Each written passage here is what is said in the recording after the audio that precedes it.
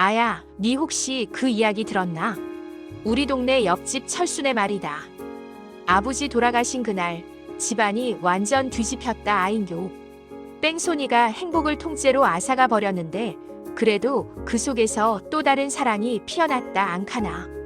절망의 끝에서 가족의 소중함을 깨달았다는 그 이야기, 눈물 없이 들을 수 없는 20분짜리 드라마 같은 기라. 오늘은 내가 니한테 그 기가 막힌 이야기를 좀 해줄락 한다.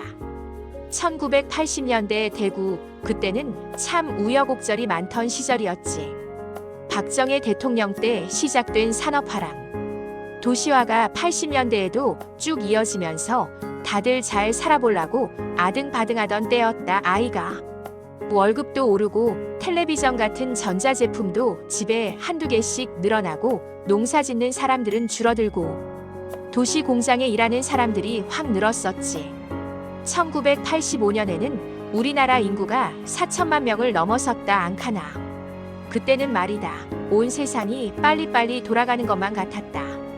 아침에 눈 뜨면 밥 먹을 새도 없이 일터로 달려가고 밤늦게 퇴근해서도 내일은 또 뭐 할지 걱정하고 잠시도 마음 편할 날이 없었지. 그래도 사람들은 다들 더 나은 내일을 꿈꾸며 살았다 아이가. 지금처럼 먹고 살기 걱정 없는 시대가 아니었으니까 한 푼이라도 더 벌려고 발버둥 치는 건 당연한 일이었지. 근데 그렇게 잘 돌아가는 것 같아도 그 속에는 또 골병 드는 것들도 많았다. 사회가 확확 변하니까 갈등도 많았고 사람들도 예전 같지는 않았지. 부익부 빈익빈 현상도 이때부터 본격적으로 심해진 것 같대이. 돈 있는 사람들은 더 잘 살고 없는 사람들은 더 힘들어지고 도시로 몰려든 사람들은 정작 갈 곳이 없어서 쪽방촌 같은 데서 모여 살고 온갖 사회 문제가 생겨나던 시기였다 앙카나. 대구는 또 그때 좀 특별했대이. 80년대 전까지만 해도 대구하면 교육도시, 섬유도시 해가지고 전국적으로 알아줬거든. 똑똑한 사람들도 많고 옷 만드는 공장도 많고 특히 섬유 산업이 대구의 자랑이었다 아이가. 전국에서 대구산 섬유 제품 안 입어본 사람 없을 정도였으니께. 근데 80년대 초반부터 영 시들시들해지기 시작했어. 시대의 흐름이 바뀐 건지 아니면 뭔가 큰 변화가 찾아온 건지 섬유 산업이 예전 같지 않게 된 기라. 젊은 애들은 여기서는 답이 없다고 생각했는지 서울이나 다른 큰 도시로 다 떠나버리고 말이다. 인재들이 자꾸 빠져나가니까 도시가 활력을 잃어버리는 기라. 학교 졸업하면 무조건 대구 떠날 국리부터 하는 친구들도 많았다 아이가. 일자리가 줄어드니까 당연한 현상이었지. 그러다가 또 1980년 5월에는 대구에서도 민주화 운동이 있었다 아이가. 계명대, 경북대, 영남대 학생들이 막 연합해가지고 시위도 하고 그랬다. 대구 시내 곳곳에 대학생들의 함성이 울려 퍼지고 최루탄 냄새가 진동하고 그랬었지. 그 당시 대구는 5.18 민주화 운동에 비하면 언론의 주목을 덜 받았지만 대구 시민들도 자유와 민주주의를 열망하는 마음은 다른 지역 사람들과 똑같았대이. 오히려 광주 민주화 운동이 일어났을 때 대구에서도 학생들과 시민들이 지지 시위를 벌이면서 연대를 표하기도 했으니 그 열기가 얼마나 뜨거웠는지 짐작할 수 있을 기라. 그때는 국민학교 한 반에 60명, 70명은 기본이었고 애들이 너무 많아서 오전반, 오후반 나눠서 학교 가고 그랬다 아이가. 한 교실에 책상 꽉 채워 앉으면 숨도 제대로 못 쉬던 시절이었다. 선생님도 한 분이 수십 명의 아이들을 가르치느라 얼마나 고생하셨을꼬. 운동회 연습한다고 학교 옥상에서 모여서 하던 기억도 어렴풋이 난다. 운동장은 애들로 꽉 차서 제대로 연습하기도 힘들었거든. 대구가 1969년에 벌써 인구 100만 명을 넘고 1981년에는 대구직할시로 승격도 됐었으니 그때는 나름 잘 나가던 도시였다 앙카나. 대구직할시로 승격되고 나서 도시 개발도 활발하게 이루어지고 새로운 건물들도 많이 들어서고 뭔가 대구가 더 크게 발전할 거라는 기대감이 컸었지. 근데 그 잘 나가던 대구에서 철순애한테 그런 비극이 닥칠 줄 누가 알았겠노. 그 비극은 바로 뺑소니 사고였다. 80년대에는 교통사고가 진짜 많았대이. 지금처럼 차가 많았던 것도 아닌데 신기하게 사고는 더 많았던 것 같아. 버스 사고라도 나면 큰일 나는 기고, 졸음운전, 과속운전, 음주운전 때문에 죽는 사람들도 많았다. 내가 어릴 때 본 뉴스에는 천호대교에서 버스가 떨어져가지고 사람들이 많이 죽고 다쳤다는 얘기도 있었어. 1988년에 일어난 일이라 카더라. 그때는 지금처럼 도로 사정이 좋았던 것도 아니었다. 포장 안 된 비포장 도로도 많았고 신호등도 적고 밤에는 가로등도 어둑어둑하고 운전 기술도 지금처럼 발달하지 않았고 안전벨트 착용 의무 같은 것도 잘 지켜지지 않던 시절이었다 아이가. 그러니 사고가 잦을 수밖에 없었지. 그때는 길 건너는 것도 목숨 걸고 건너야 했다 아이가. 횡단보도에 서 있어도 운전자들이 슥 지나가고 신호등도 별로 없어서 사람들하고 차하고 막 눈치 싸움하고 그랬지. 길 한 번 건너려면 좌우를 수십 번 살피고 차 안 오는 틈을 타서 후다닥 뛰어 건너야 했다. 지금처럼 보행자 우선 같은 개념은 꿈도 못 꾸던 시절이었다.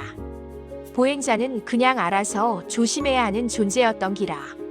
그때는 지금처럼 교통법규가 엄격하지도 않았고 사람들도 교통의식이라는 게 지금처럼 높지 않았다 아인교. 사고가 나도 대충 넘어가거나 힘있는 사람들이 유야무야 덮어버리는 일도 흔했다 카더라. 그라고 그 80년대 말에 사채 시장에서 돈 좀 만진다는 큰손 아들이 뺑소니 사고 내고 대만으로 도망갔다가 2002년에 다시 잡혔다는 이야기도 있었다. 그때 사람들 입에 오르내리던 이야기가 많았지. 돈 있고 빽 있으면 뭐든지 다 된다는 식의 인식이 팽배했던 시절이라 그런 이야기가 더 충격적으로 다가왔을 기라. 철순의 아버지도 딱 그 시절에 뺑소니 사고로 돌아가셨다 아이가. 그날 아침에 멀쩡히 출근하신 아버지가 저녁이 되도록 안 오시는 기라. 해가 뉘엿뉘엿 넘어가고 어두컴컴한 밤이 되도록 아버지는 돌아오지 않으셨다. 철순의 엄마는 발을 동동 구르면서 동네 어귀만 바라보고 있었고 어린 철수랑 동생들은 엄마 옆에 딱 붙어서 불안한 마음을 감추지 못했지. 온 가족이 애가 타서 발을 동동 구르고 있는데 새벽녘에 경찰한테서 전화가 왔다 앙카나. 그 전화 한 통으로 철순의 가족의 평범했던 일상은 산산조각 나버렸다. 아버지가 뺑소니 사고로 그 자리에서 돌아가셨다는 기라.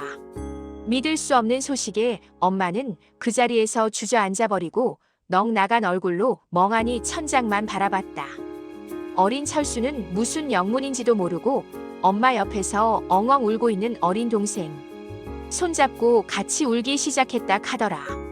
그 어린 마음에 아버지가 다시는 돌아오지 않는다는 사실을 어렴풋이나마 짐작했던 걸까. 집안이 완전히 풍비박산 나버린 거지. 당장 눈앞에 닥친 현실이 너무나도 가혹했다. 하루아침에 가장을 잃었으니 앞으로 어떻게 살아가야 할지 막막하기만 했을 기라. 그 슬픔과 절망은 상상조차 할 수 없는 깊이였을 게다. 80년대 대구에는 동대구 고속버스 터미널 앞에 식당 골목이 있었는데 거기 호객 행위가 어찌나 심했던지 막 사람들 팔을 잡아 끌고 가게로 들어가라고 난리도 아니었거든. 그 정신없는 시장통 같은 곳에서 사람들은 저마다 자기 밥벌이 하려고 아등바등 살아가던 시절이었다. 그라고 대구교 도소에서는 재소자들 교육시킨다고 거의 군사훈련처럼 시키고 그랬다 카더라. 인권이라는 개념이 지금처럼 확고하지 않던 시절이라 그런 일들도 아무렇지 않게 벌어졌던 거지. 그런 팍팍한 시절에 뺑소니 사고로 가장을 잃었으니 철순의 가족들이 얼마나 막막했겠노. 당장 먹고 살 길이 막막해진 기라. 엄마는 아버지 잃은 슬픔에 제대로 식사도 못하고 밤낮으로 눈물만 흘리면서 지새우고 철수는 애써 어른인 척했지만 속으로는 막막했겠지. 학교를 계속 다닐 수 있을까? 동생들은 어떻게 보살펴야 할까 온갖 걱정이 어린 철수의 어깨를 짓눌렀을 끼라. 어린 동생들 돌봐야 하는 책임감에 어깨가 무거웠을 끼다. 아직 학교도 제대로 졸업하지 못한 나이에 가장의 역할을 대신해야 한다는 무게감이 얼마나 컸겠노. 범인도 못 잡고 보상도 못 받고 세상이 다 원망스러웠을 끼다. 법의 보호를 제대로 받지 못하는 약자들의 서름이 더욱 컸던 시절이었다. 아이가. 그때는 억울한 일을 당해도 어디 가서 하소연할 때도 마땅치 않고 그냥 그렇게 참고 살아가는 게 미덕처럼 여겨지던 때였으니 철순의 가족의 아픔은 더욱 깊어질 수밖에 없었지. 근데 시간이 흐르면서 말이다. 그 절망 속에서도 가족들은 서로를 더 끈끈하게 붙잡았다고 하더라. 엄마는 철수 보고 이제 네가 아버지 대신이다 하면서도 밤마다 몰래 혼자 우는 걸 철수가 봤다 않카나. 그 슬픔을 자식들한테는 보여주기 싫었던 엄마의 마음이 얼마나 애틋했겠노. 철수는 그런 엄마를 보면서 더욱 책임감을 느끼고 아버지 몫까지 더 잘해주려고 노력하고 동생들도 형아랑 엄마 힘들까봐 말썽 한번 안 부리고 그랬다 카더라. 어린 동생들도 철수 형아의 어깨가 얼마나 무거운지 엄마의 눈물 속에 어떤 슬픔이 담겨 있는지 어렴풋이 느끼고 있었을 끼라. 처음에는 아버지를 잃은 슬픔에 서로 말도 못 붙이다가 각자 슬픔 속에서 허우적대다가 나중에는 서로를 위로해주고 보듬어주면서 힘든 시간을 버텼던 거지. 서로의 눈물을 닦아주고 작은 위로의 말을 건네면서 가족이라는 이름으로 다시 뭉쳐서 비극을 이겨내려고 노력했던 기라. 그 뺑소니 사고가 철순의 가족한테서 행복을 빼앗아갔지만 또 그 슬픔 속에서 가족의 진짜 의미를 깨닫게 해준 기라. 돈이 없어서 힘든 것도 있었지만 서로한테 사랑이 있으니까 버틸 수 있었다 않카나. 밥 한 숟가락이라도 더 먹으라고 서로에게 양보하고 옷 한 벌이라도 더 따뜻하게 입으라고 서로를 감싸주고 그런 사소한 일상 속에서 가족의 사랑이 더욱 깊어진 거지. 절망의 끝에서 깨달은 단 하나 가족이라는 소중함. 그게 철순애를 다시 일어서게 하는 힘이 된 기지. 세상 그 어떤 어려움도 가족의 사랑 앞에서는 결국 무릎을 꿇는다는 것을 철순애 가족은 온몸으로 보여줬던 기라. 그 이야기를 듣는데 말이다. 내 눈에도 막 눈물이 핑 도는 기라.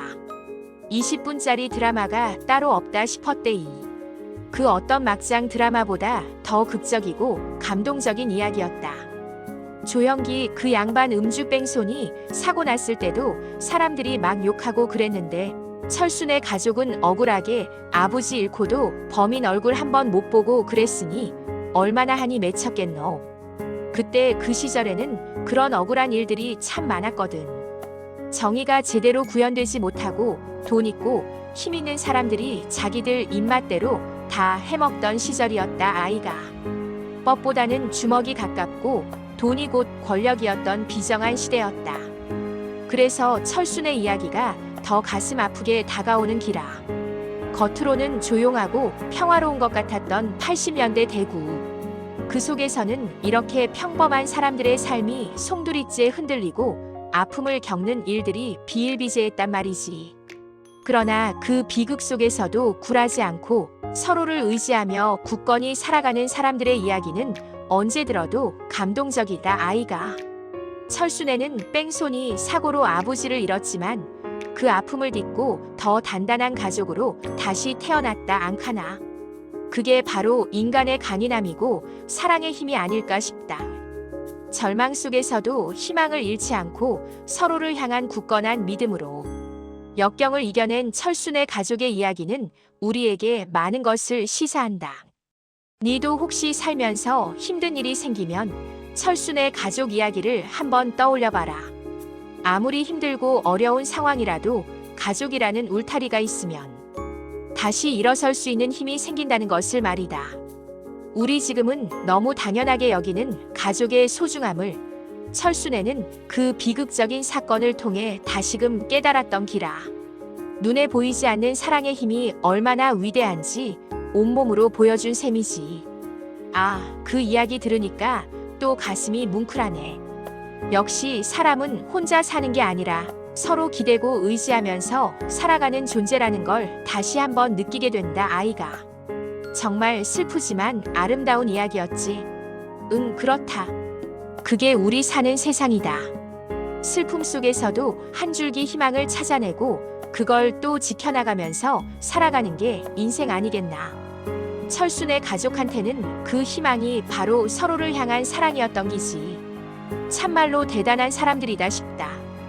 나는 그 이야기 듣고 많이 배웠다, 아이가. 니도 그랬으면 좋겠다.